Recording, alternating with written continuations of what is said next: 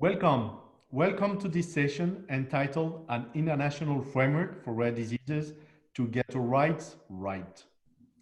Why should European citizens be concerned by the decisions being taken at the United Nations? And what sort of traction and impact can an international framework have at the national level? This is what we want to address in this session. And why should international collaboration continue to be fostered in the field of rare diseases? Have we done enough? To explore these questions, this session will first frame rare disease as a policy priority within the UN agenda of Sustainable Development Goals and Human Rights agenda, and to present the advances made so far in terms of international advocacy in engaging with the United Nations Secretariat, institutions, and bodies. Finally, the session will explore how to continue from here to progress towards a global agenda, putting that in the perspective of the policy options of 2030. As a reminder, this session is part of the European Conference on Rare Diseases 2020, which is entitled The Journey of Living with a Rare Disease 2030, which recognizes that the next decades holds potential for improvement. This conference contributes to shape the policy options on rare diseases toward 2030. Although we cannot predict the future, we all have a role in preparing for it. And framing the EU future policy within an international agenda is essential, at least that's what we believe. Within that conference, the theme too, or values or rights or future, shifting paradigms towards inclusion, we aim to enable participants to understand and to contribute to the synergies between the rare disease community needs and goals and the commitments of the international community within the United Nations, so the member states, the stakeholders, including civil society. And to consider the different approaches, policies, and tools that can ensure the needs of persons living with rare diseases in order to leave no one behind. For this session, we have a fantastic panel. We have Mr. Todd Holland, who is the Chief of the Development of Economic and Social Issues branch of the Office of High Commissioner Human Rights, and he will join us later during this session. We have Anders Olsson from Stockholm, the chair of the NGO Committee for Rare Diseases, or I should say from Gothenburg, in fact, not from Stockholm.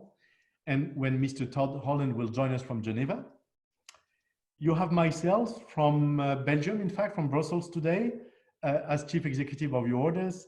And then you will have Durain Wong-Grieger, or Chair of the Council of Rare Disease International, joining from Toronto today. And we also have Raquel Peck, who is Senior Advisor of the Chan Zuckerberg Foundation initiative today, but also the former Chief Executive of the World Hepatitis Alliance, and she's joining from London. In this session, you will have also at the end a list of links with resources to look at some documents or website after this session. So let's start first with Anders Olsson. Anders, yep. I would like you to get started in presenting the NGO Committee for Rare Diseases. So you have the privilege to put us on track for that discussion. Thank you. Thank you very much. Yeah, the first slide, yeah. Thank you very much. Hello, my name is Anders Olsson. As I heard, I'm from Sweden, and I will talk to you about some global work that is going on rare diseases. And the importance of global perspective and work has been so clear now with the coronavirus, so maybe that doesn't need to be explained or defended. But work on rare diseases anywhere has always to be global, because knowledge and the latest knowledge on rare diseases is moving. So we have to follow that, and we want to have access to the latest knowledge, so that we have to be global.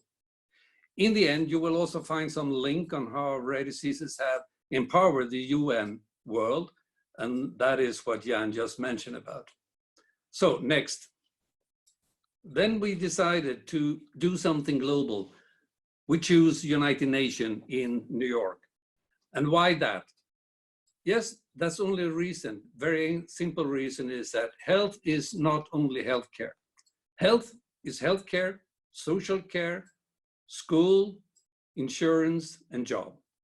We call it the big five. So we are talking holistic care, because if health was only healthcare, then we should have worked with WHO in Geneva. But we don't do that. So the choice to work with United Nations in New York was very simple. As you know, United Nations consists of two bodies. One body with the 193 members nations, and one body for NGOs called ECOSOC. And we choose, and we were members of ECOSOC, next please, from 2005 from Margaretska, so we managed to do that work. Next, yeah. But you can't only not knock on the door for United Nations. You have to get in there and to work there, especially when we discovered that rare diseases, the name and the word rare diseases was never mentioned anywhere within the United Nations word.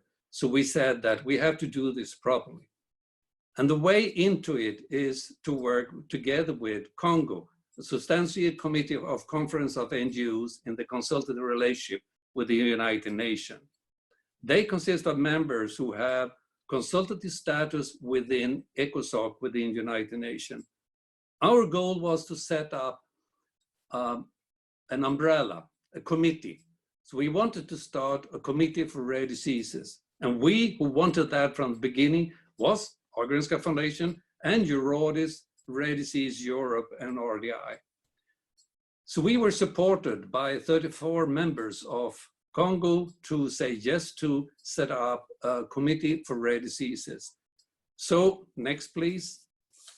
The birthday, we, not yet, and we who did that work is the following people. As you can see, they are covering the area throughout the world, the area from patient representative throughout the world as well, and also the disease specific. Next, please. Our goal is, we decided that the mission we should have was to promote rare diseases as a global priority in United Nations Sustainable Development Goals 2030 agenda. I will come back to that later. And our vision was an inclusive multi-stakeholder ecosystem to share knowledge and expertise about rare diseases and to increase global visibility of rare diseases. Next, please. We was looking into the experience and tried to find where this cooperation cross-border and between different areas on the globe, well, there were any successful areas for that. And we would learn very much about the work within European Union. And European Commission has worked heavily on rare diseases, and they very successfully to show the impact and the result when member states cooperate.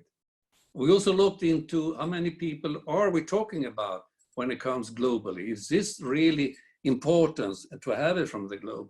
We've turned out that more than 300 million people throughout the world have a rare disease, and that is a really big number.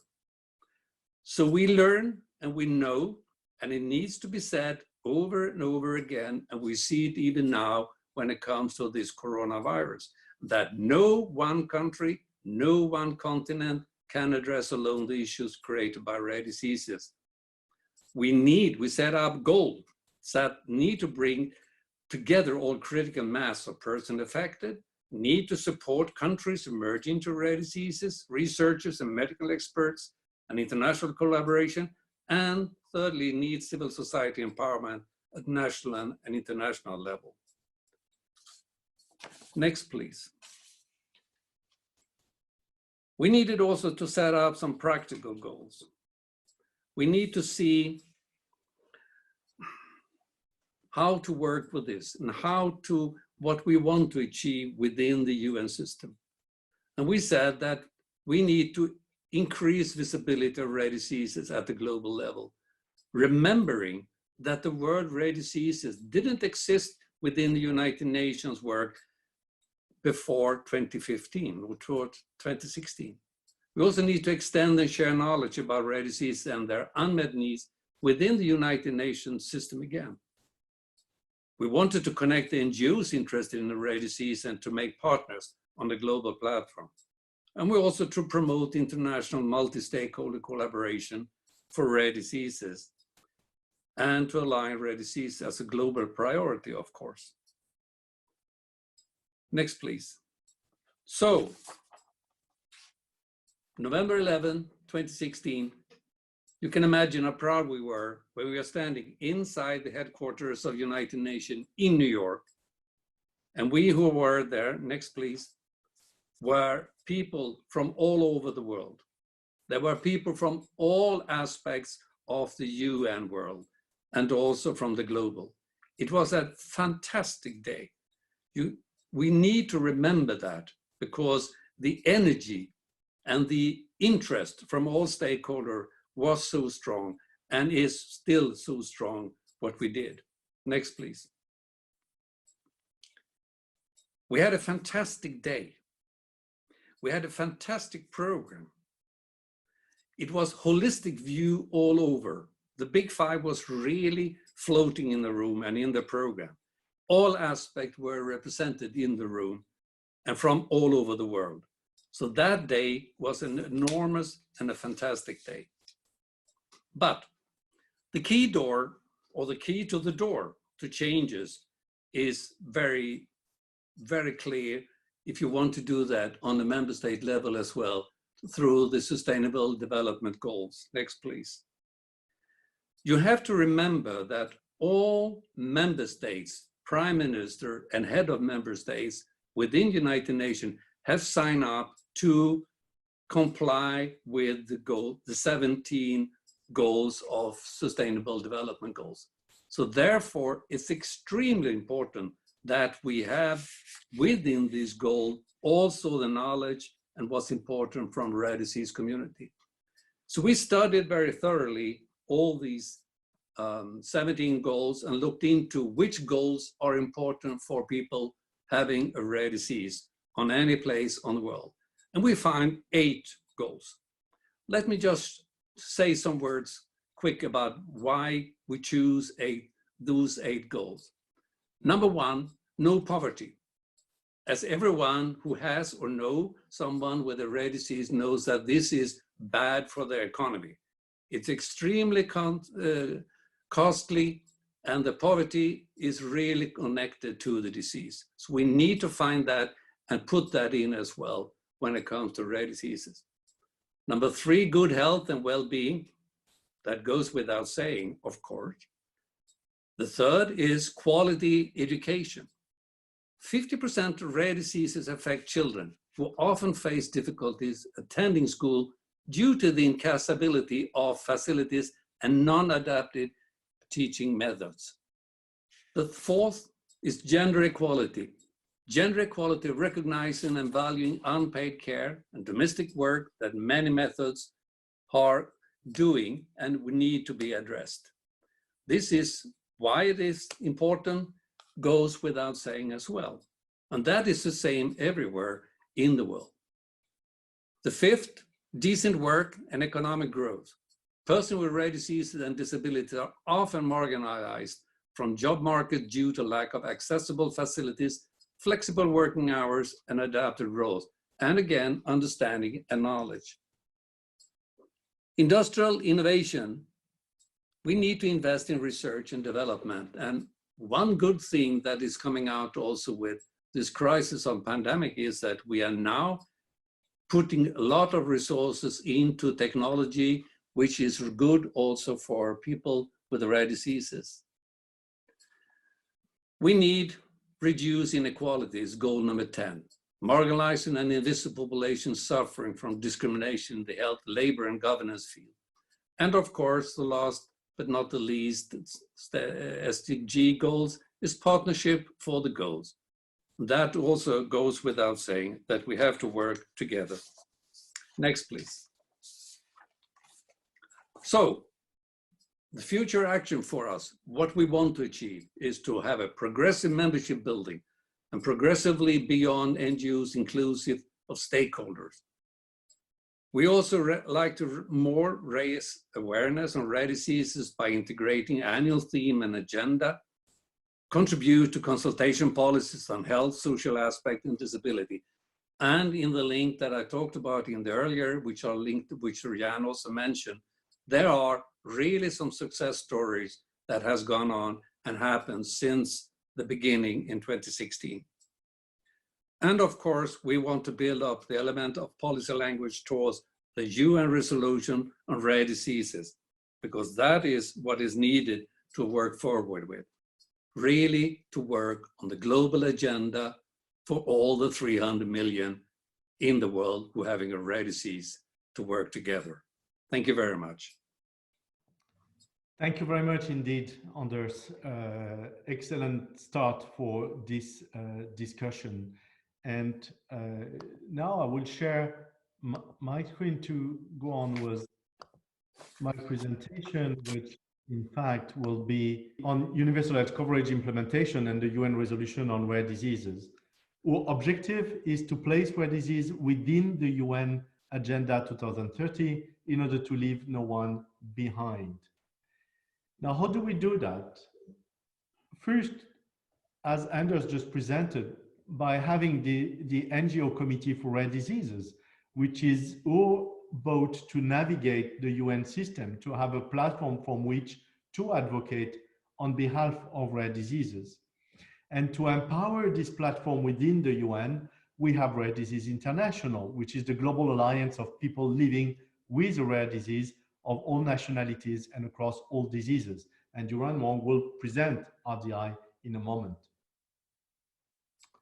We have a two-pronged approach within the UN, New York and Geneva. New York, because this is where the headquarters of the United Nations are, this is where General Assembly is, this is where ECOSOC is, this is where the UN program for development is. And that's why we've located the NGO Committee for Rare Diseases in New York, where ECOSOC is, where the headquarters of the UN are, in order to be at the core of where the drum is being beaten on the Sustainable Development Goals. From there, we advocate for rare disease to be a priority within the SDG at the United Nations, and through the UN General Assembly, the ECOSOC and Department of Economic Social Affairs, the UN Development Program, and very important, engaging with the member states' permanent missions in New York to the United Nations.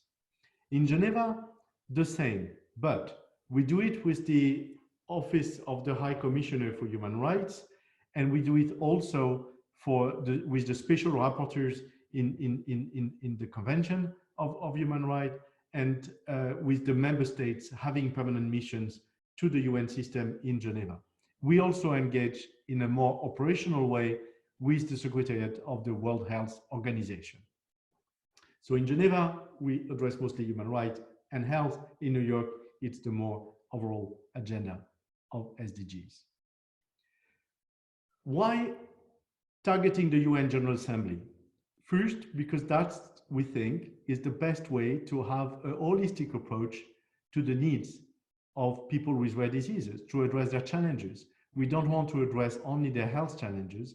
We want to look at the overall picture of a child born with a rare disease or an adult developing a rare disease. We also want to have a global international approach, and we want to position it within the sustainable goals of development, so which is also, as Anders just indicated, the different SDGs, not just health, and to be also forward-looking, so really looking over 1 or 2 decades ahead. And our goal by doing that is to move toward a more inclusive society for the full participation of people living with rare disease as persons to express their full potential.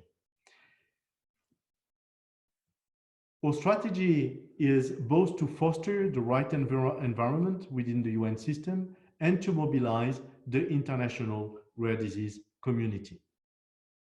How do we foster the right environment? First, we have meetings with the permanent missions of the different member states. And for now, we have, for our last events, we had 15 member states being sponsors of these events. We had meetings and regular relationship with about 40 countries with their permanent mission in New York or in Geneva, but we have also contacts with about another 30. So overall, 70 countries that today we're reaching out to within the UN system.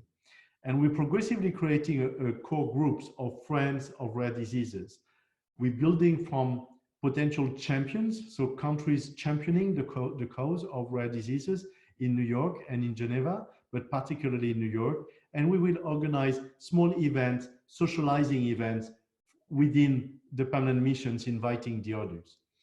The second way is that we participate and deliver statements at key UN gatherings, such as the Convention on Disability or the ECOSOC conference and other contexts. Most recently was in fact in Geneva at the annual Convention on Human Rights. We also organize high-level awareness events, and we did particularly two, which were just presented by Anders at the headquarters in New York, one in February 2017 and one last year in 2019. The next way is to find allies and champions within the UN bodies and agencies. So high-level commissioners, special rapporteurs, head of departments, people who can help the agenda move within the UN agenda. And last is by integrating mentions of rare disease within UN text. The second way is to mobilize the international rare disease community, and this is by creating common positions on key topics, which can be either rare disease international position papers or joint position together within the NGO Committee for Rare Diseases. In parallel, we encourage the national alliances of rare diseases to approach their ministries of foreign affairs and health and research, or the one really concerned by the topic, and engage them into this agenda in a coordinated manner with our action in Geneva and New York. So example, universal health coverage. We've worked for 3 years in supporting the UN agenda toward a political declaration on universal health coverage and to push rare disease into it. Juren Wong, which you see here in the photo, was invited at the kickoff of the member states with the different permanent missions in December 2018 to launch this rally toward the universal health coverage. We then published a long position paper, very well articulated, rare disease, leaving no one behind in universal health coverage. And then we organized the event at the UN that Anders just mentioned, focused on the SDGs, but particularly on the universal health coverage and on calling for UN resolution. Now, this took us to the achievement of, at the moment of the adoption of the UN political declaration on universal health coverage on the 23rd September 2019, rare diseases were mentioned in the text. And that's very important because that's something that now all member states and all actors in member states can hold to, can refer to say, as part of the strategy on universal health coverage, we want people with rare diseases to be included. The second thing to mention is what's next, is that we want a UN General Assembly resolution on rare diseases. Why that? First, because we think that this can contribute to the achievements of the SDGs and to the implementation of the universal health coverage. It's mentioned in the political declaration, but rare diseases are not yet presented and explained somewhere in the text of the United Nations, and there is no identification on the how to address the needs of people living with rare diseases. We think it's essential to have a resolution to fulfill the ambition of leaving no one behind on the agenda of SDGs 2030. And rare diseases with 300 million people and 6,000 rare diseases can help to contribute to that ambition. We think also that it is a step forward global recognition of rare disease and setting a motion of wave of policy actions. It will also be, from the moment a resolution is adopted, it will be a point of reference for the following years, for 10, 15 years, in every country progressively, to refer to this in order to leverage their action at the local level and to catalyze the stakeholders to create positive change. And last, it will be a guiding tools for the development of national strategies and international cross-border collaboration. And these are the key asks, the 6 key asks, which for now we include in our call for the UN General Assembly resolution: the inclusion and participation of persons living with rare disease and their families in society, so inclusiveness, well-being and optimal health, particularly referring to SDG number 3, improvement of health and social outcome within the appropriate care and support within existing resources, and that's essential.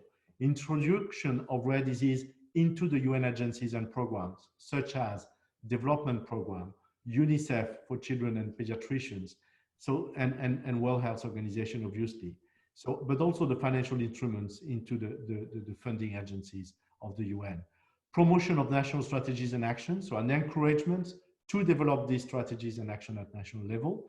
And last but not least, regular reports by the UN Secretariat to monitor the progress of this implementation. This is where we would like to go. And with that, I thank you, and I thank all the persons that contribute to these efforts and to this presentation.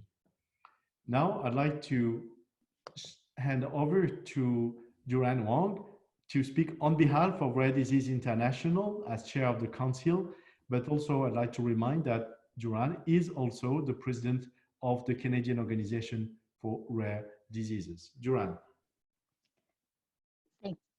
Thank you very much, and really pleased to be here representing Rare Diseases International. I think between Anders and Jan, you've already got much of what I want to be able to talk about.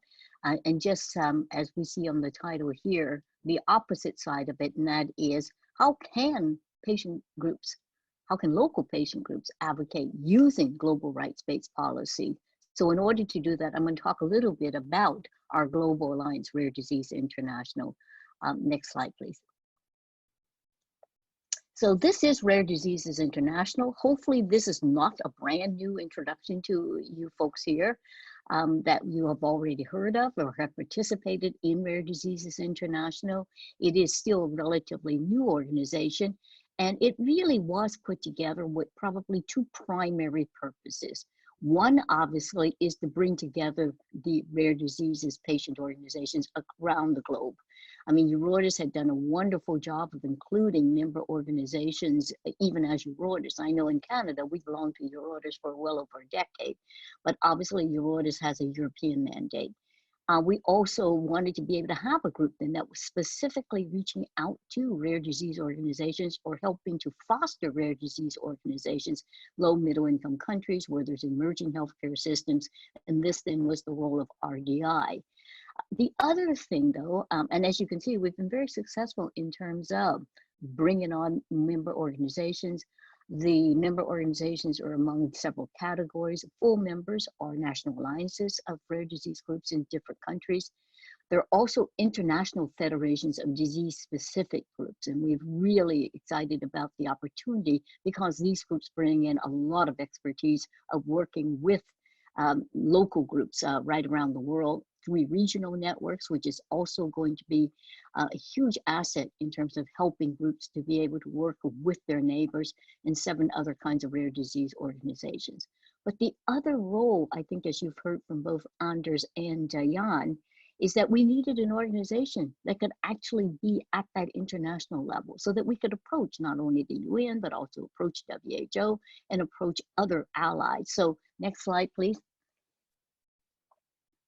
You'll see here is that, you know, to be able to collaborate then on that global level as an alliance of patient organizations. So creating RDI has helped us, for instance, be part of the NGO committee, help to call for the NGO committee, to work with that NGO committee, representing patient organizations globally, along with other stakeholders. And certainly then to very recently, really the most exciting development for RDI was signing a memorandum of understanding with the WHO with 2 core goals for this year, and hopefully being able to transfer that into a multi-year collaboration. It means then that the WHO will share and work alongside of the international community to actually advance rare diseases.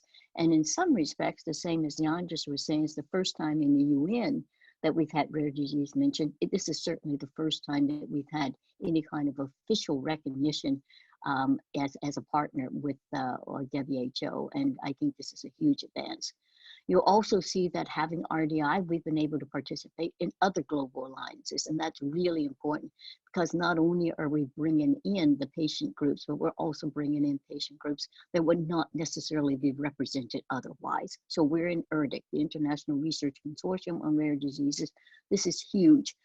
Not only is RDI itself represented, but I think 13 of the 15 groups that are in there are also members of Rare Disease International. So we can have a significant presence in terms of shaping the agenda, shaping the work of these international groups. The same with the Global Commission to End the Diagnostic Odyssey for Rare Diseases. Reuters is there as one of the founding partners. RDI is there as a member organization. Again, having these global organizations really pay attention to the patients' organizations that are also not easily represented otherwise. And very recently being a part of the Asia Pacific Economic Coordination, where they've now put together a rare disease framework. And again, RDI is the official liaison partner for the APEC rare disease framework. And again, moving into countries that certainly have had a huge tradition, Taiwan, China, Australia, of working in rare diseases, but also scooping in their other countries that may just be emerging, including Thailand last year, Indonesia, Malaysia, et cetera. So we're very, very, I think, excited with the opportunities that having an international patient organization helps us with. Next slide, please. So what are the things then that patient organizations on the ground level can use in terms of advocacy levels, calling on these global levels? Obviously, to call for improved patient outcomes. You see that in the resolutions that we've had in terms of the proposed resolution, but also the NGO committee. We see it in terms of the work that we're doing with the WHO. Increase health system capacity. This is huge in terms of any one of these organizations. And within Europe, certainly the European Reference Networks has been huge in terms of being able to increase capacity in lesser resource countries, but certainly having a global goals that will call for that at the WHO level and at the other system levels will help us in terms of being able to use that at a local level. Calling for affordable access, cost effectiveness. I think that is something that we can see. Cost effectiveness is obviously a huge component in terms of emerging countries being able to include rare diseases into their platforms. And we can see cost effectiveness from the point of view of being able to address rare diseases, being able to prevent rare diseases, being able to deal with reducing the progression of rare diseases, bringing rare disease patients back into the social economic framework is also a very, very important a goal, and it really does increase them when we talk about meeting not only the SDG goals, but in cost effectiveness for our country. I think this is never more true than it is when we're talking about countries that are just bringing in healthcare. Increase investment for research and development. Again, patient advocacy groups can call upon the global goals and the global commitments to increase and hopefully call for their countries, for their institutions to invest in the research and development, but the opposite way around, that these global entities, these international entities, including foundations, will be able to invest in rare diseases in the local environment as we also build up the capacity and the infrastructure at a ground level. And of course, using all of the things that Anders and Jan has been talking about, calling upon the social, cultural, ethical values that are embedded in those kinds of global statements to advocate at a local level for inclusion of rare disease patients in all sectors of the society. Next slide, please. So some of the things we say specifically, and we're actually doing on the ground through RDI. RDI is participating in patient advocacy, in national meetings, in meetings in different countries, in regional meetings, including AliBear and the Latin American group, the Asia Pacific group, and in terms of bringing RDI's presence into helping at the local and regional level. Proposes to create a Bill of Rights to make the global policies accessible, relevant to local patient advocacy groups, using the multiple media methods to raise awareness across all stakeholders. We were really, really pleased that when we were in Taiwan very recently to use the UN Declaration, to use the connections we have with RDI to be able to get local media to pay more attention when you've got that kind of global presence as well. Aligning with rights-based group, and this is we've done on a global level, but at local levels as well as national levels, certainly we have been joining with our disabilities communities, with our other groups that are seeking social rights to be able to speak on behalf of other marginalized groups, but also having other groups include rare diseases in their missions and their mandates and in their call for equity. And also we can make sure that we're able to invite the local groups to be able to take an active role in terms of having our in terms of having representatives there. The regional WHO representatives can actually be a huge asset when we're hosting meetings, and we've been able to do it in some areas, whether it's from health or whether it's from other sectors. And finally, we want to make sure that we are including other populations in our rare disease actions. I think as we've seen in, certainly COVID is a huge example of that, is that the more we're expansive in terms of others, the more we're able to elevate the whole community. Human rights, as we want to say, is not a limited group, good. Next slide, please. So collaborating across the local patient advocacy groups through our regional global alliances. You've already heard that from Jan and from Anders, but just to say that RDI is also connected with the regional groups, the Latin American, Spanish, Portuguese groups through Aliber and through the Asia Pacific Alliance of Rare Disease Organizations. The next slide, please. And that just sort of gives you some of my personal context. Thank you very much. Thank you very much, Durand, for this high-level and elegant introduction of the role of Rare Disease International as a new civil society organization to speak with one voice globally. Now, I'd like to turn to Raquel Peck. We're privileged to have you today. You do wear many hats, as many of us in this global health field, but today you're representing the World Hepatitis Alliance, for which you have been the chief executive at the time of the emergence of the organization, pushing toward the global agenda. So we want to learn from your experience and see what we can extract from that for us. Thank you. Sure, and so thrilled to be here. Let me just share my screen with you all. I hope this works. Let me just try it. Is it all okay? Okay, brilliant. So I have been tasked to condense just over a decade of hard work into a less than 10-minute presentation. And here's my best attempt to do that. And I really hope that is useful for the rare disease community. So given time is of the essence, I'm gonna go straight to this slide, which basically sets the scene for you. So back in 2006, the situation for viral hepatitis was pretty grim. We had no political will, zero traction at WHO, a handful of, like, if you're thinking about patient advocacy organizations, dispersed, working in silos, no data, no awareness, zero coordination of efforts. And just so you know, we're talking about diseases that kill more than HIV, more than malaria, similar to TB, and affect 325 million. So comparable numbers when you're talking about hepatitis and rare diseases. Fast forward to now, we have 3 WHO resolutions, an elimination goal by 2030. We have a mention in the Sustainable Development Goals, a mention in the UN Political Declaration on Universal Health Coverage. We have a dedicated hepatitis program at headquarters, WHO, focal points in the regional offices, hundreds of groups on the ground, new partners coming and advocating with us, and a global movement. So what I'm gonna try to do is just really extract some of those levers and show you how we went from left to right.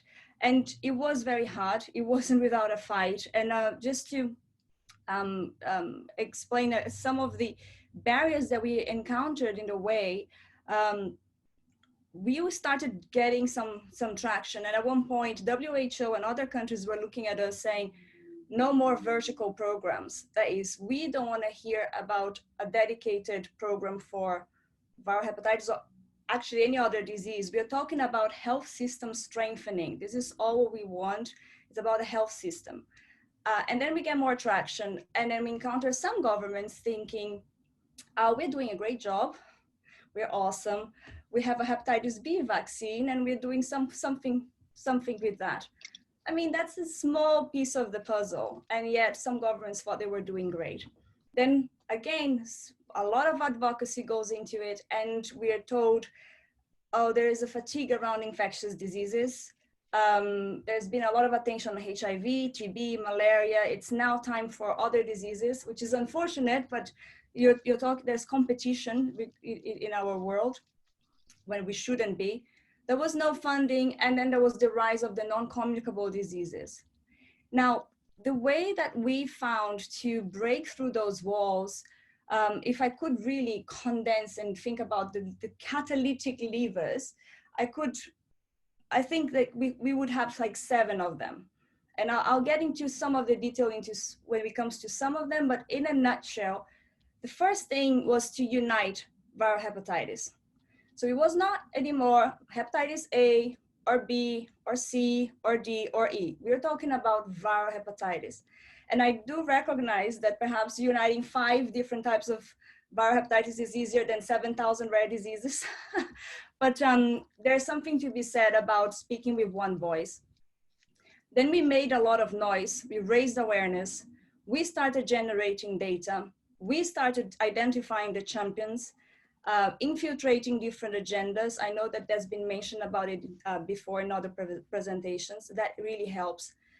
We started helping the policymakers implement their own strategies, and finally creating the global movement. So how this looked like actually is pretty much like this. So this slide, I'll say that this is the cocktail for a resolution. Like if I could condense again, everything in one slide, that's what you want. Like you want data, because we keep telling governments this is a big problem, and governments will tell us, show us where, and data can be anything. Like in our case, we sponsored reports that audited countries, and we placed countries against each other. You're doing better than, so it doesn't really necessarily mean that you're going to have to be like doing surveillance. Like you just needed some data to get the ball rolling. Then you have to find your champions. And typically these are the governments that are either doing relatively okay and they want to showcase their experiences, or governments where they have a big problem and they love international attention to that problem. And finally, hopefully with all of that, you manage to convince one of those champions to put your cause, our cause in that case, into the global health arena. So let's say that, yeah, you have a chance to be discussed at the World Health Assembly. That's not enough. What you need is advocates on the ground. So you need your top down, but also your bottom up approach. And that means as many people, as many organizations as you can on the ground in different countries, lobbying their governments. So they are there when the resolution is going to be passed and adopted. So that would be like the slide.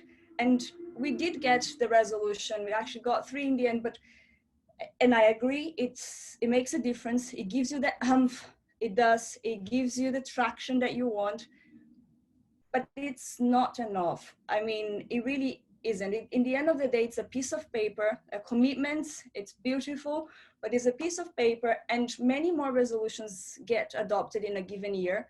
So what you need, and I think Johan mentioned it earlier, is something that translates the paper into action. And in our case, what we found was useful was to continue to make noise. And primarily that was through World Hepatitis Day, that grew and became something really huge with events from all over the world. We lit up buildings, we did high level events and so on. And it was great. But what happens with World Hepatitis Day or World any day, I know that you guys have, Rare Disease Day, is that they end. And next day is a World Day for something else. So what you want, ideally, is something that keeps that momentum going. And in our case, was to create a movement. We wanted something that was even bigger than World Hepatitis Day. We wanted something that united the whole of the community under one big banner, one brand, and that was something similar to the red ribbon for HIV. And we wanted like something where it doesn't matter what activity you're doing, it's a fundraising, policy awareness, it doesn't matter when you're doing it, you know you have the backing of the community and you know that you're part of something big. We also decided to help policymakers. So yes, do our lobbying and advocate, but help. So when I say help, what we did was we put together something called World Hepatitis Summit. We had 2 of them. And that was not a scientific congress, that was not a patient congress, that was a congress for policymakers and not ministers of health. We were talking and aiming directly at the people that were dealing with viral hepatitis, or the closest person to that, the people that are actually doing things or not.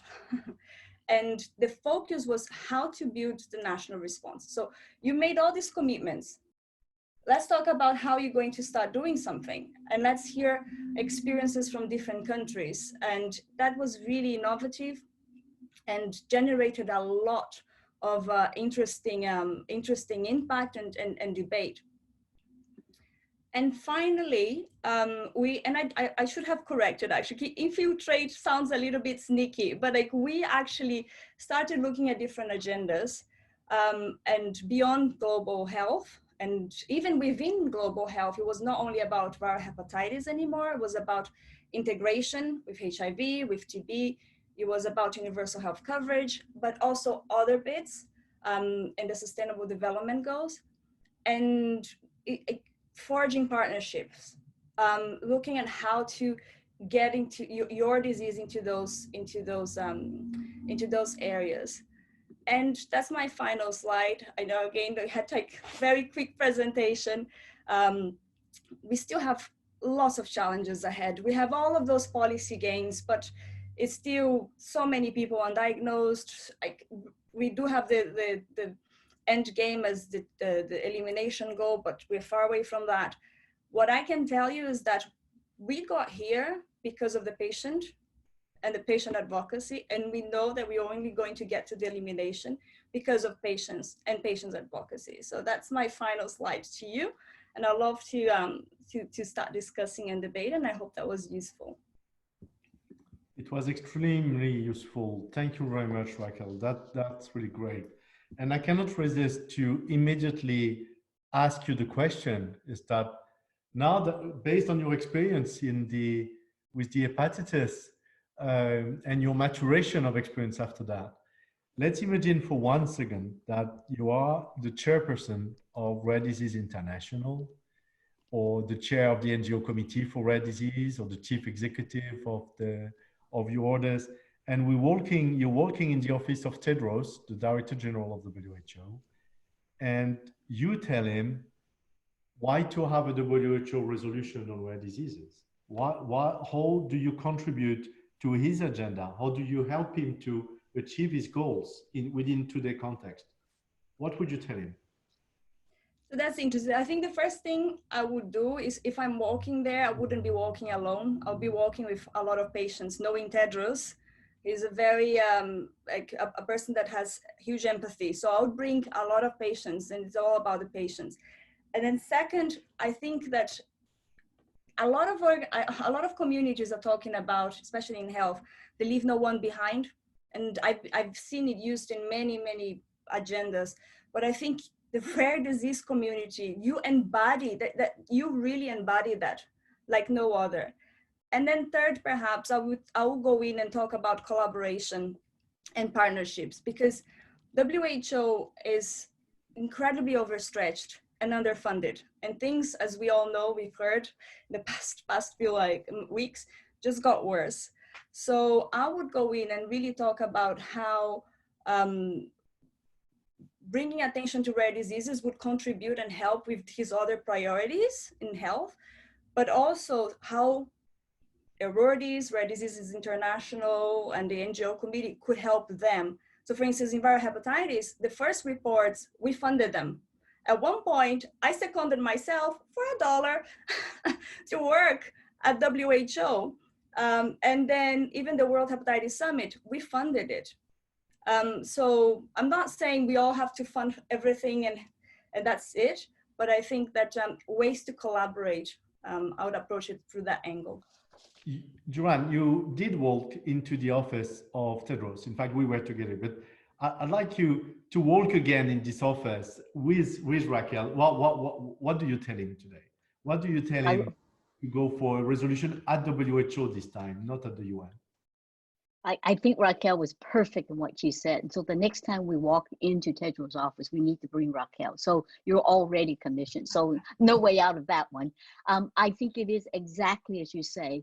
And quite frankly, Jan, I mean, to all of our credit, and certainly to your leadership, you know, that is exactly what we've been able to do with WHO, at least in getting to the MOU. And that's been huge in terms of having that memorandum of understanding. Their partnership is actually, I think, even more important than a resolution. It says, we're not here to help you. You're not here just to help us. We're going to do this together.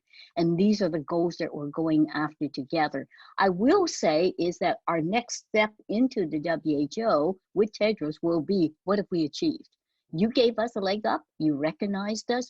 We are pulling on that to actually try to use that.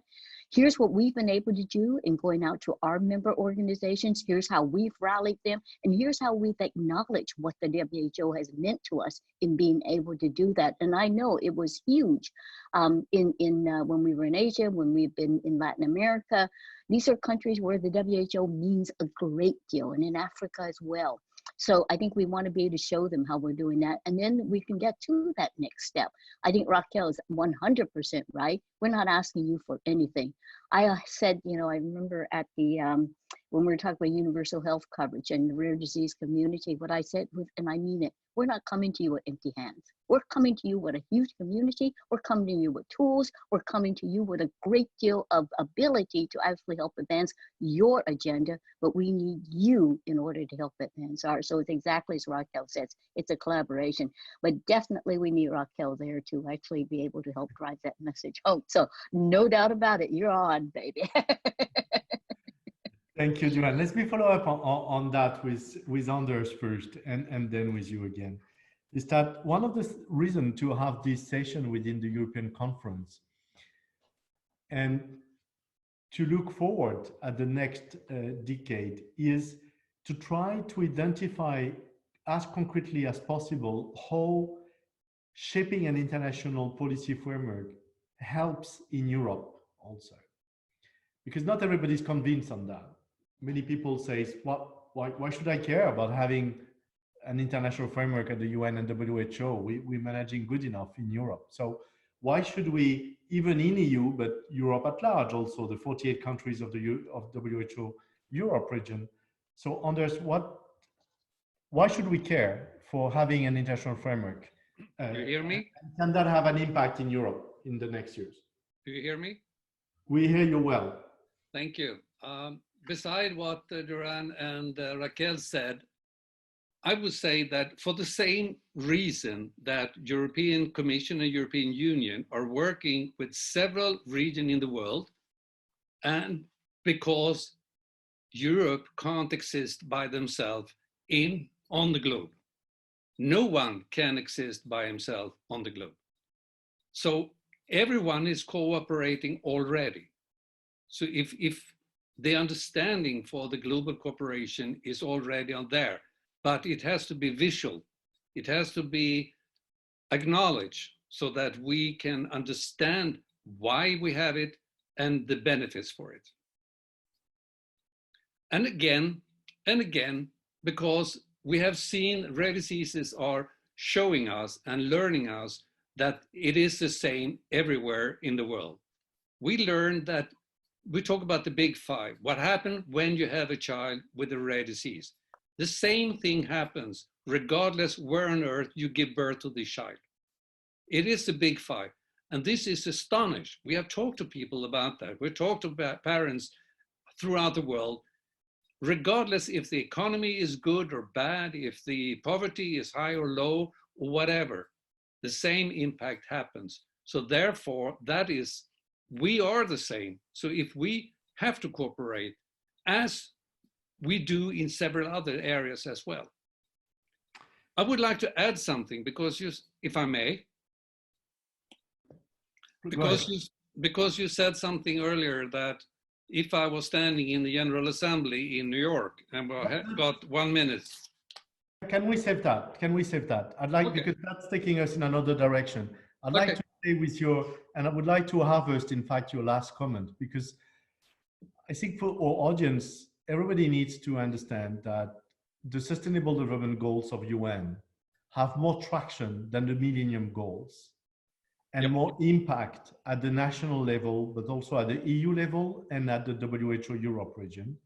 But like the EU, for instance, has already developed an agenda on how to implement, how to contribute to the SDGs. And as you just said, coming with the holistic approach to rare diseases and to the needs of people with rare diseases, this help us, the SDG agenda help us to get in that direction within the EU agenda in the next years. Now, Joanne, but I think we need also have help by the traction of other successful global cooperation that is carried out in other fields, in other areas. Yes, excellent. So that's another second key lessons. Joanne, from your perspective, at the same time, both looking at Europe from Canada with this long collaboration that we have, but also from the global perspective, what do you want to say to the Europeans of why they should engage and support having this international framework? How it can have a positive impact for them? I think Anders also already alluded to it, and that is rare diseases is global. So to the degree that you're going to be successful in Europe, as advanced as you are in terms of rare diseases, you need everybody else to also be advancing in rare diseases. I mean, quite frankly, France could have just gone it alone. You were so far advanced. Why bother with the rest of Europe? Why not just continue with the national plans in France, and you could be so much further ahead? But the problem is that rare diseases are global and they actually have to be treated globally. So to the degree that we're dealing with a rare disease that has cousins in other countries, if we're not dealing successfully there, that's going to have an impact in Europe. But also, I think, as you well know, Europe is not one country. Europe has many countries at many different levels, right? And when you think about the countries that are struggling with economic concerns, that are struggling with their own health systems of recognizing it, some of the absolutely amazing innovations of countries that are living at a much lower level could also be brought in to actually help these countries. For instance, if you look at identifying what newborn screening test should be brought in, we got a brilliant response from Thailand who says, we test for those that we can do something about. Okay, there's a clear strategy in terms of what could be done. Here are some of the learnings and sharings that we have amongst our own countries that we can bring in. So I think, looking at Europe, certainly is not just one holistic, group, right? There are many, many different levels. And I think there are many ways in which countries that are within Europe also could learn from the other countries, partnering with other countries. I think the other thing that's very important, and that's where our international federations have come in, and I think Raquel can speak to that well in terms of hepatitis. What you learn as a patient organization or as a country or as an institution in helping another country that's at a lower level in terms of resource development, in terms of advancing that, comes back tremendously. So I think there's a huge opportunity for Europe to be that teacher, to be that leader, and also benefit then in terms of their own research and development, treatment and care, et cetera. So patient advocacy groups, we have a huge opportunity to do that.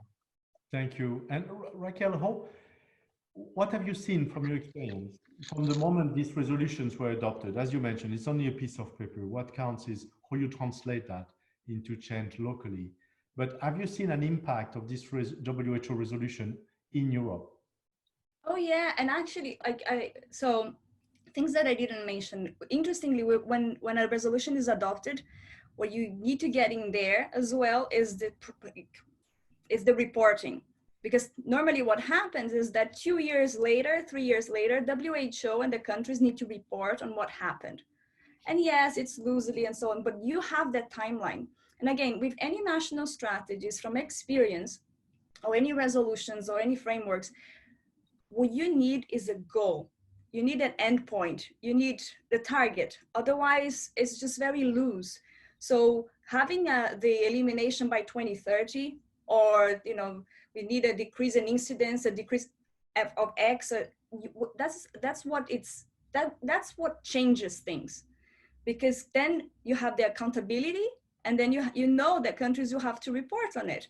So that's when you come in and you just say, okay, so you have 10 years to deliver on this. You are here, very far away. This is how we can work together. Again, cooperation, collaboration. But if you don't have that target, and we had strategies before countries, national strategies, without the targets and the goals, then a government gets it, another government takes it over and changes it. It just Thank you. Let's leave WHO and Geneva, and let's go back to New York. We are in New York, we're the headquarters, we are the UN General Assembly, and it was supposed to be Donald Trump or Putin or Mrs. Angela Merkel coming to General Assembly to speak about rare disease, but they have a last moment problem. They cannot get in the room. So they turn to you, Anders, and they ask you to come in the room of General Assembly and address them to say in 3 minutes with your elevator pitch why they should adopt a UN resolution on rare diseases. Hello, everyone. It's an honor to be here today, and I feel burdened. It's a heavy burden to be here in this fantastic room, but it's an opportunity. I think we need to have a mind shift when it comes to chronic diseases. Having a chronic disease changes everything. Having a rare disease changing everything even more. What's good for rare diseases is good for all chronic diseases. What's good for ordinary chronic diseases is not always good for rare diseases. So in order to change and to save people and create a better world and life for people with a chronic disease, let rare diseases follow and lead. Because even if you don't do anything for people with a rare disease, doesn't mean that the disease itself disappears. All the consequences and so forth, they just affect some other areas. So be smart, let us lead you, and we will show you how to make the world and life good for all people with a chronic disease. Thank you. Thank you, Anders. Thank you. That's really an elevator pitch.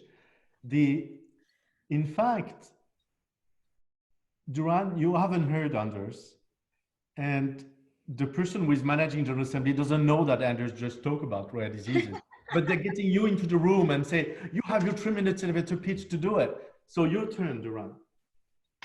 Wow, that's amazing. Well, I would actually have already signed up once Anders had spoken, so I'm very happy to be able to give a different pitch. I think as chair of Rare Disease International, we're coming in and we're talking about a UN resolution, not as a community that is unable, not as a community is asking for a handout. What we're bringing into is a huge network and a huge community that is highly capable, highly resourced, but also very, very strong on the ground. What we need is the support from the top up. A UN resolution would immediately allow many of our, not only just patient organizations, but our institutions, our universities, our research communities, to actually be able to come to the front, to be able to pull on that resolution to get the same kinds of resources, the same kinds of support, the same kinds of policies that would allow us on the ground to be able to make rare diseases actually into a very, very visible and very, very resourceful community that is able to deal with diagnosis, able to create the awareness that's necessary in terms of generating support. We already have communities, but we need those communities to be able to be empowered. So what that resolution will do is immediately empower a community that's just waiting to be able to be a partner in this national healthcare, into this international healthcare issue.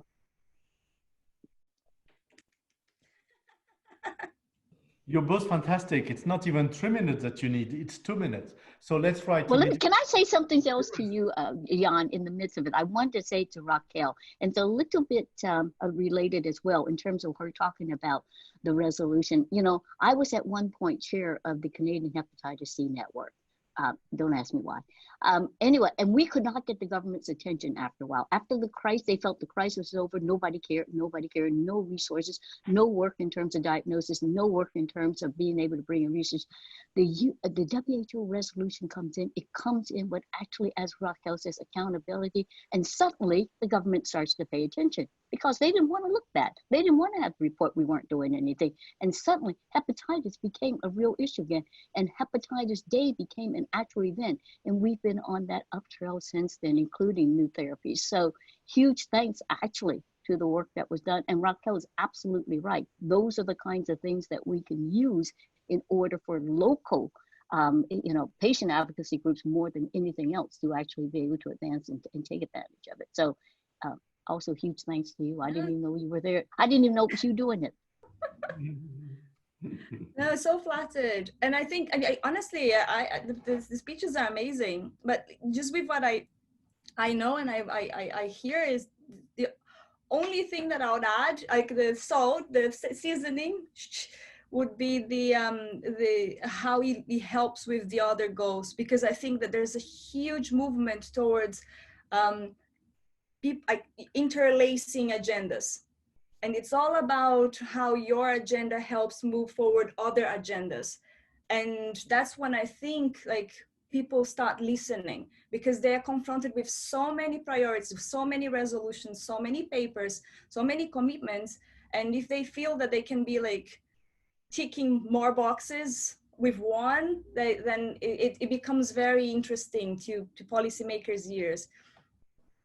That's very important what you're saying, Raquel, because I think that it's, from what you're all saying, is that we need to bring more to the surface how our action in the next 10 years contributes to achieving the SDG 2030, in fact, and universal health coverage.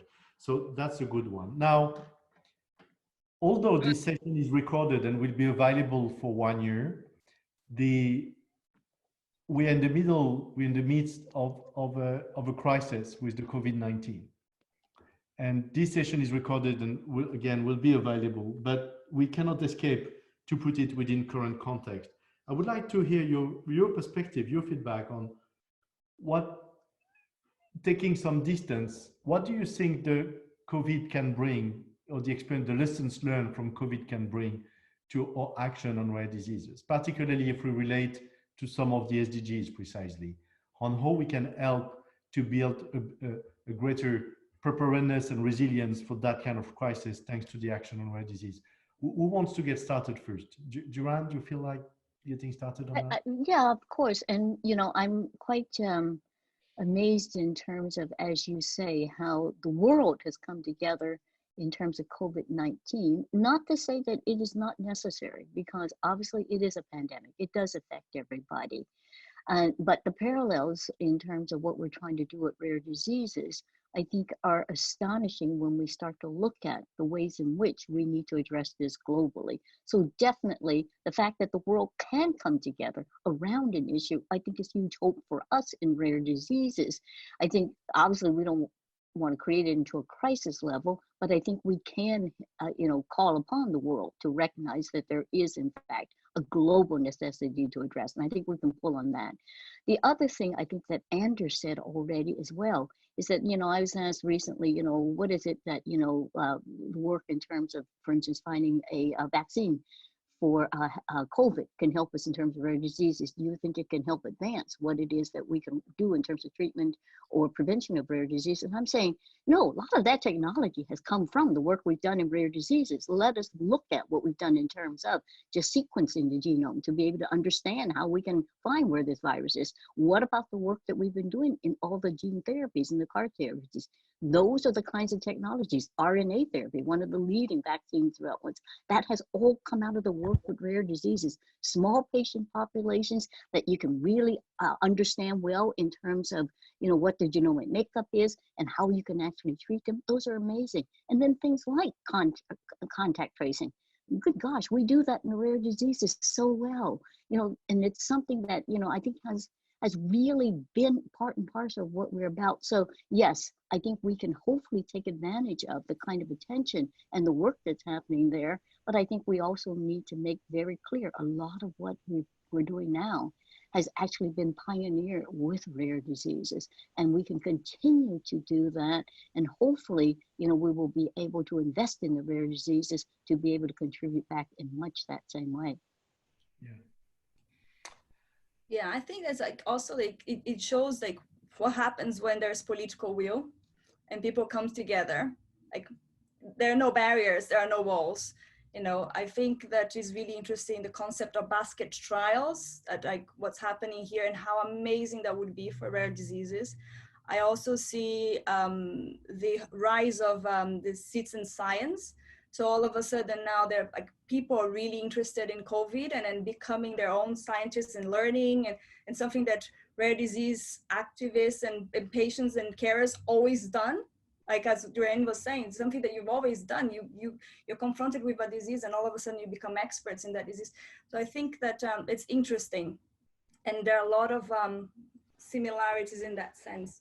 Yes, and it's quite interesting to see a lot of people becoming entrepreneurs to develop the the protective equipment, the personal protective equipment. Anders?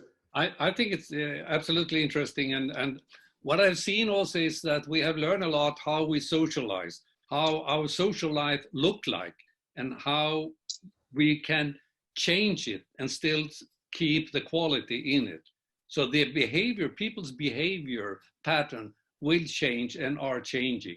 And also how we communicate. We force ourselves to develop new communicating tools and things like that. And that is very important.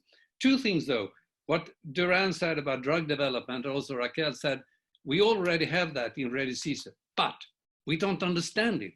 We can't make use of it to make developing orphan drug faster and cheaper. So we need to learn that lesson, or maybe we can learn that lesson together with the development phases of the coronavirus vaccine. So I think that's interesting. Another thing we need to understand, and that is what Raquel said about political will. Political will can change everything. I don't understand why the political will is as it is today when it comes to coronavirus. I haven't seen any analysis what has pushed the button to start this political will. It's not fair, it's something else. If we can understand why it started and how we can make use of that, then we can start it for the rare diseases as well.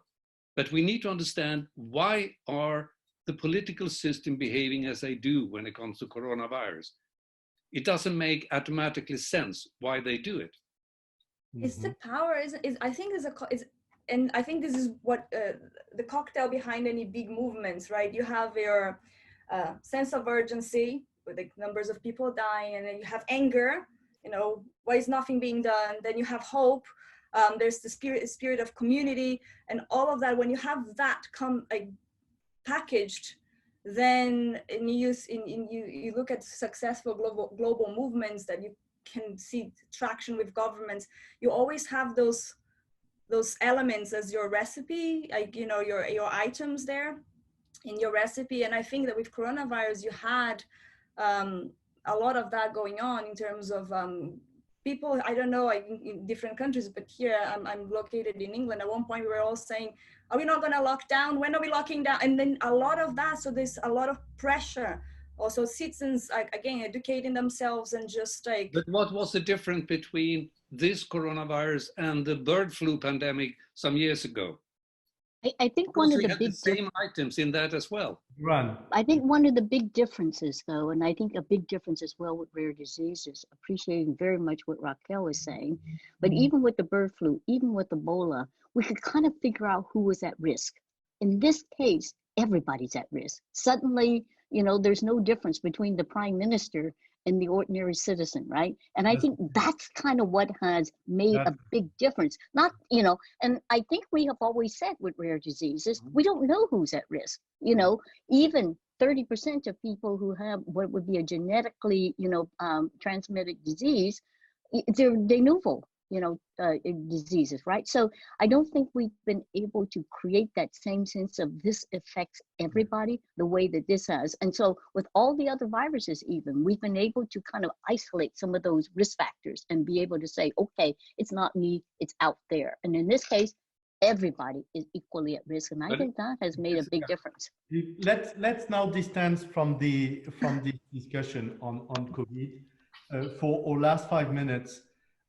What I would like to ask you is what success looks like in 2030 for rare diseases at the from an international perspective. So what your not so much your dream, but really an achievable dream, I would say, right, for 2030.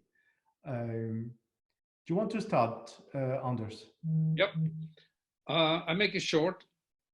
I think what's we need to know, and I think that is also going to happen in 2030, and that is we will understand a diagnose much better. We will understand the infrastructure and the essence of a diagnose, and therefore we can also implement total different battery of treatment and the way to develop that.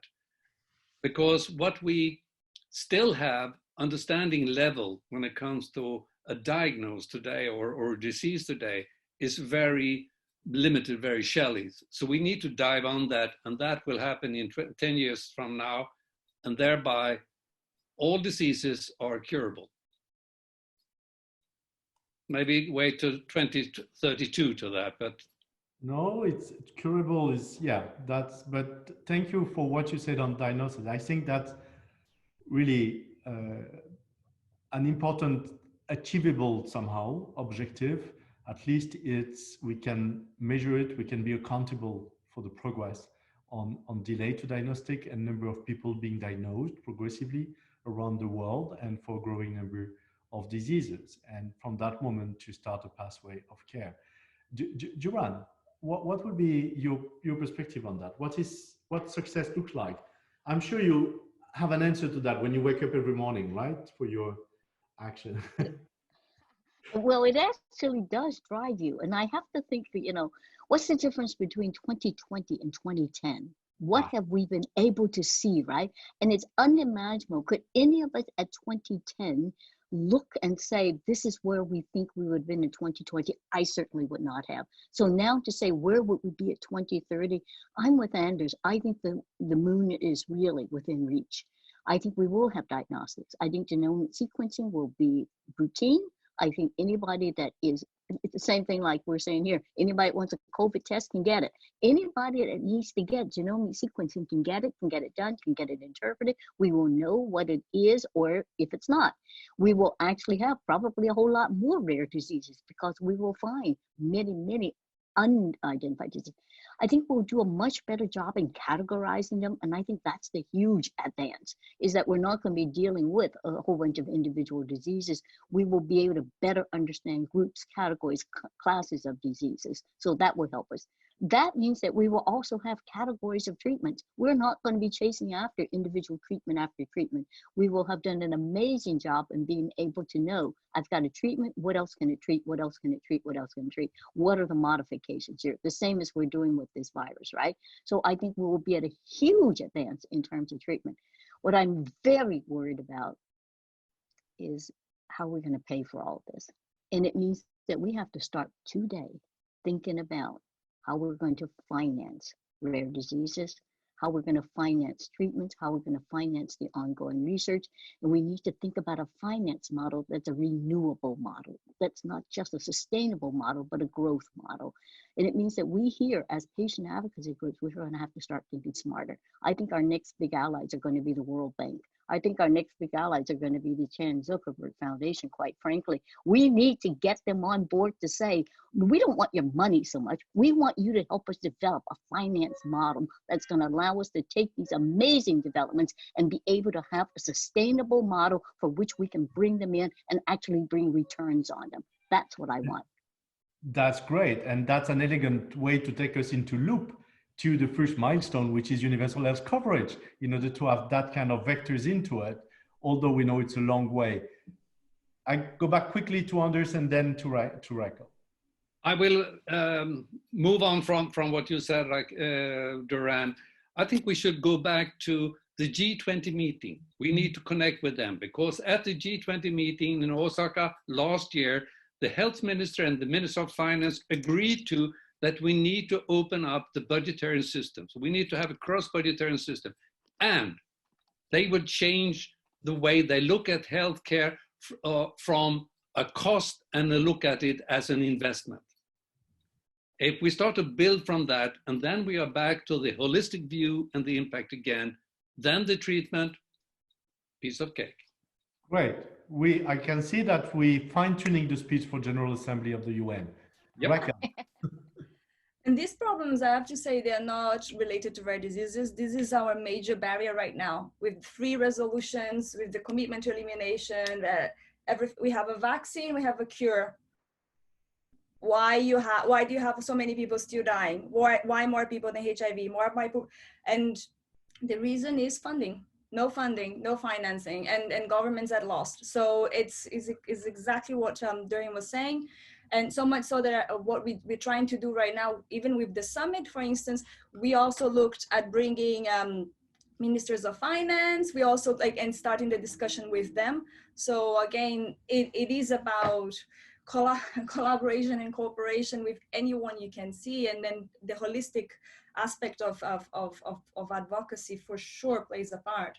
But yes, that to say that you are not alone with that. And that is, you're correct, your major hurdle, because that's where we are stuck right now, our major bottleneck.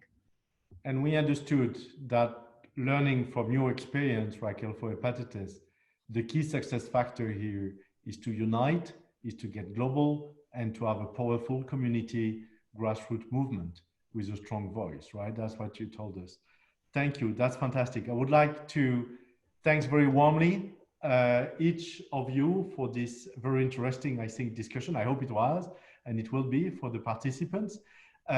Unfortunately, Mr. Todd Holland couldn't make it to join us live, but his message will be recorded and will be made available within that session for the participants. I want to thank Rare Diseases Europe for organizing the Rare Diseases International Conference. I want to thank them particularly for their overall theme of this conference, our values, our rights, our future, shifting paradigms towards inclusion. I think that's a very important theme in the time of COVID-19. Not because COVID-19 is a rare disease, not at all.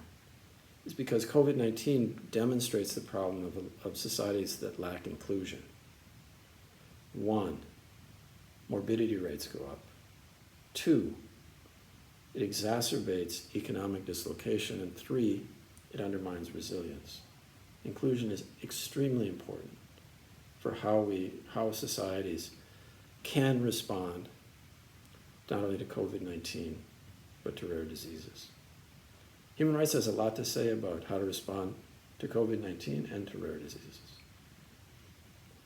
The human rights framework in terms of the right to health has 3 particular elements: availability, accessibility, and acceptability.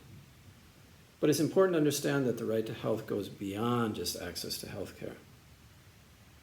It talks about the right to a healthy environment, adequate housing, water and sanitation, adequate food, socioeconomic factors such as discrimination, stigma, and poverty. It does that because there's an understanding that rights are interrelated. and that oftentimes when one right is violated, another comes. And so today what we have is a health systems that oftentimes are based on profit-making models, even those that are state-run. I'll explain. What happens is that if you have a symptom, then you can go in and perhaps get a diagnosis, and then you can perhaps get a pharmaceutical treatment. But that if you don't have a symptom, or if your symptoms don't really fit within the protocols, then all of a sudden you begin to have difficulties. Why are we having so much difficulty in the developed countries relative to COVID-19? It's because people can't get testing unless they have symptoms, because that's the protocol overall. But it certainly doesn't relate to how we can maximize the right to health in this context. We've neglected prevention, and we neglect investment in pharmaceuticals for rare diseases because there isn't money in it. That we tend to gravitate to trying to have discoveries where the shareholders will have more money. Of course, that's an important system and it works well for many things, but the right to health should actually be different.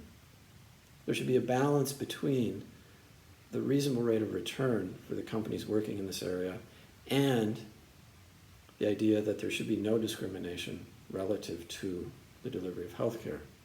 People don't choose to get a rare disease. I had chronic myeloid leukemia. I was on a targeted chemotherapy agent for 8 years. The drug I was on cost almost $10,000 a month. I was lucky because I worked for the United Nations and had insurance that covered it. But by and far, the majority of people in the world probably would never get the diagnosis nor the treatment. That's not the kind of world that we should live in. Also, what happens when somebody has a rare disease, often what happens? It affects everything. It affects their financial well-being. You know, oftentimes insurance companies won't cover something, or they can't get insurance coverage because of pre-existing condition. They have difficulties relative to keeping a job because the flexibility isn't there. They might have difficulties obtaining a job because of the discrimination that might exist. They'll have problems relative to adequate housing. The social protection that should exist may not. Basically, a whole package of rights becomes violated. And that's what happens when we start to discriminate in terms of health access based on people's conditions. We shouldn't discriminate based on the health status, where people live, age, sex, or any other reasons. But that all sounds great. But how do we make it real? How do we make it real is that human rights is both a goal and a tool. It's a goal because these goals have been established by all member states through the Universal Declaration of Human Rights and later through the Covenant of Economic, Social, and Cultural Rights. These are obligations that governments have voluntarily taken on. But it's for us to make it real. We have to start understanding what human rights are and how we can leverage them in our internal domestic forums. Whether that relates to using in our litigation, let's say jurisprudence from us, or soft law from the special rapporteurs, from our treaty bodies, from the UPR system, or we actually begin to work and advocate within those UN entities to try to create the type of wording that we need to actually help us in our domestic advocacy. Politically, it's the moment, because politically, governments have reaffirmed their commitment to the 2030 Agenda and the Sustainable Development Goals. And politically, what this does, it takes the legal obligations, and it says recently we've said no one should be left behind, and we should first assist the people that are furthest behind. That means a lot in terms of how we can advocate and how we can hold our governments accountable for respecting human rights and really truly promoting the Sustainable Development Goals. I want to thank you for the work that you're doing, and I wish you luck in terms of using human rights to help further the rights of those with rare diseases. Thank you very much. We thank you all, and we wish you an excellent European Conference for Rare Diseases 2020, fully online and all the fun. Thank you.